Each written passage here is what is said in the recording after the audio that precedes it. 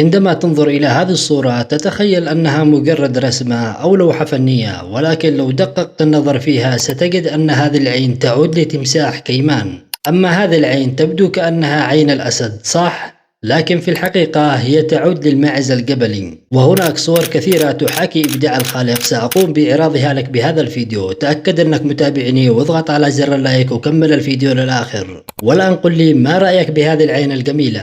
فهذه العين تعود لحمامة فينش الإمبراطورية. أما هذه العين ما راح أطول عليك، فهي تعود للبورس أو أبو بريس. أما هذه العين التي تبدو كأنها بركان تعود لأخطبوط المحيط الهادي العملاق.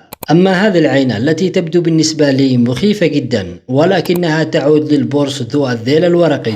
دقيقة، أما هذه العين سبحان الله الجمال اللي فيها جميل جدا، وهي الصورة التي تختلف عن بقية الصور التي سوف نقوم بعرضها. وهذه العين الجميلة تعود للطائر أبو قرن البابوي. أما هذه العين التي تبدو كأنك داخل مركبة فضائية تنظر إلى الفضاء فهي تعود لسمكة التمساح. أما هذه العين تعود للثعبان الأصفر. أما هذه العين التي تبدو كرسمة فنية تعود للضفدع الزجاجي. هكذا تبدو أعين الحيوانات عندما تقترب العدسات منها. والآن قل لي أي صورة من هذه الصور نقلتك إلى عالم آخر؟